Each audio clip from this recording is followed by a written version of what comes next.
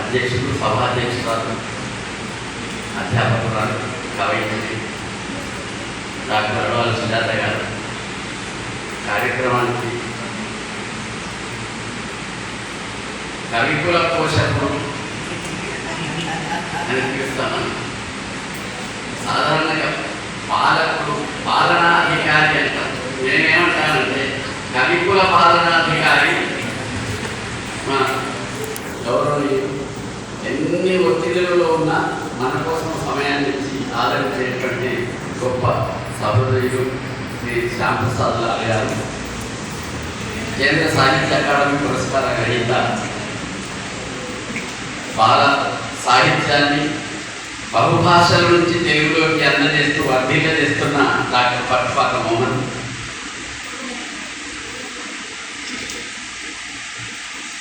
వారం ఆదివారం వచ్చిందంటే కవి సమ్మేళనం కవి ఏదో ఆవిష్కరణ ఉంటుంది అని నేను ఎప్పుడు చెప్తుంటాను అనుకుంటూ. ఆదివారం పెట్టుకుందామంటే ఆదివారం మనది కాదు, వైరాగ్య ప్రభాకర్.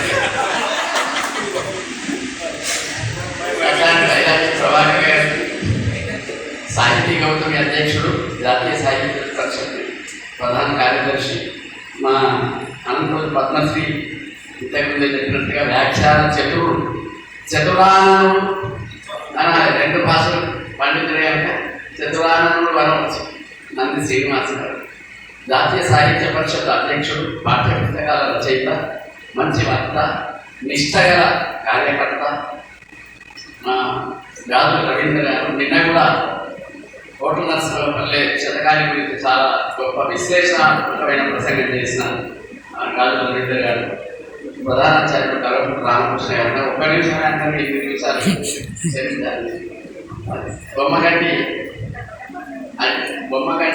కిషోర్ గారు, ప్రధానోపాధ్యాయులు శోభారెడ్డి గారు, న్యాయవాది, సాహితీ అభిమాని, బహుశా కవిత రాస్తారేమో నాకు తెలియదు, రాజరెడ్డి గారు, మా కార్యకర్తలు స్తంభంకడి గంగాధర్ గారు, చిన్న ముందున్నటువంటి పెద్దలు, కవయితులు, కవులు, పండితులు, చిన్నారి కవులు, కవయితులు అందరికీ నమస్కారం.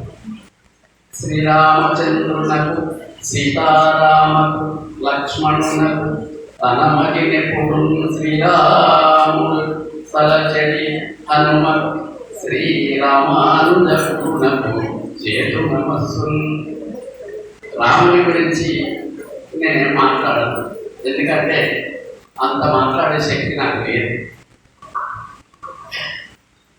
ఈ పుస్తకం అంతా రామాయణాన్ని చిన్నపిల్లల కవితా సంకలనం వేసినటువంటి ప్రధానోపాధ్యాయులు గారు తిరిగి సంపాదకత్వం వహించి బాధ్యత తీసుకొని పిల్లలను బాగా ప్రోత్సహించి ఇట్లాంటి ఒక సంకలనంతో రేపటి తరం సాహితీవేత్తలను, రేపటి తరం కవులను, రేపటి తరం నిర్మాణాన్ని చేస్తున్నటువంటి డాక్టర్ అడవాల సుజాత గారిని నేను ముందుగా అభినందిస్తున్నాను.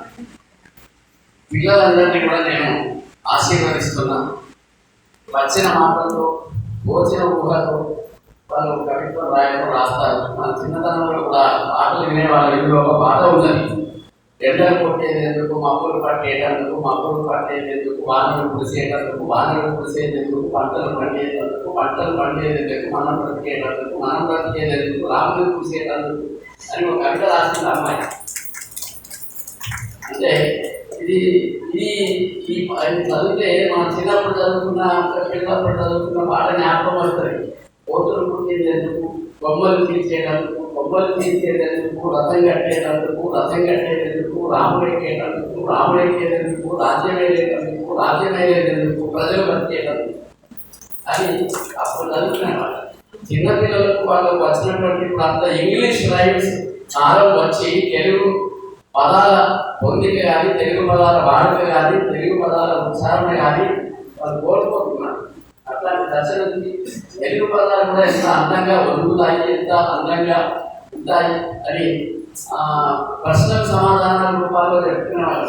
ఒక్కరో ఎవరికి పోయివే, రాకపోయింది, ఎందుకు వచ్చినాం, గుడ్డు పెట్టాలి, ఏం గుడ్డు, తోడు గుడ్డు, ఏం తోడు, పులి తోడు, ఏం పులి, పెద్ద పులి, ఏం పెద్ద గుడి, పెద్ద ఏం గుడి, కమ్మ గుడి, ఏం కమ్మ, తాటికమ్మ, ఏం తాడు, పోత పోతాడు, ఏం పోతు, దున్నపోతు, ఏం దున్న, వరి దున్న, ఏం వరి, సన్న వరి, ఏం సన్న, ఆకు సన్న, ఏమాకు, పుల.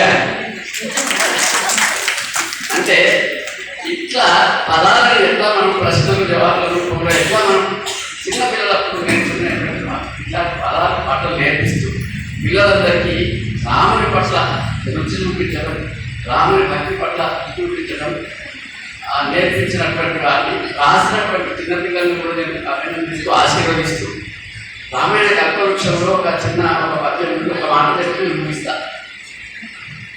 రాముడు చిన్నపిల్లవాడికి అప్పుడే మాటలు వచ్చిరానట్టుగా వస్తున్నాయి. అప్పుడు తల్లి దగ్గర కూర్చోబెట్టుకొని నీ పేరేమి నాన్న అంటే నా పేరా రాముడు, నా పేరా రాముడు, రారాదు లావస్తు. నీ పేరేమిటంటే నా పేరా రాముడు, మీ తండ్రి దశరథ మహారాజు, మరి నా పేరు అంటది తల్లి కౌసల్య. పిల్లవాడికి కౌసల్య అని తొందరగా నోటు తెలియదు అనరా. అమ్మవే నీ వలన, కౌసల్య అంటే అమ్మవే నీ వలన, అవునురా అమ్మనే నచ్చు అక్కున చేర్చుకునే కౌసల్య అని రాముని చిన్నతనం పద్యంలో రాసినారు కృష్ణ. ఈ చిన్నపిల్లల కవితలు చాలా అందంగా రాసినారు, లయబద్ధంగా రాసినారు. ఇట్లా పాటలలాగా రాసినట్లయితే, ఇట్లా పదాల పొందికలు ఉన్నట్లయితే వాళ్ళకు భవిష్యత్తులో మంచి ఈ సాహిత్యం మీద అభిరుచి కలుగుతుంది అని ఇట్లాంటి మంచి కార్యక్రమాన్ని చేపట్టి మంచి సంకలనాన్ని ఈ వెలువరించినందుకు సుజాత గారికి, ప్రధాన ఉపాధ్యాయులు గారికి, అధ్యాపకులకు అందరికీ అభినందనలు తెలియజేస్తూ చిరంజీవి ఆశీస్సులు ఒకరి పేరు ఒకరి కవితలు మనకి చేసి ఉంటారు కాబట్టి అందరికీ ఆశీస్సులు తెలియజేస్తూ నేను అనుకోకుండా రాముడు ఎక్కడ ఉంటే లక్ష్మణుడు లేకపోతే ఎత్తరెత్త రఘునాథ గీతం తత్వత క్రమస్థకాందరికి పాల్కోవాలి పరిపూర్ణ వస్తుంది మార్పున్న ఒక అక్షరాంతకం అందరూ పద్మశ్రీ అన్నారు. ఎక్కడ మనకు కనబడుతుంది ఆంజనేయుడు వింటున్నాడు. నేను కనబడిద్దామని వచ్చినది మాట్లాడదామని రాలేదు. అయినా నాకు అవకాశం ఇచ్చినందుకు అందరికీ ధన్యవాదాలు.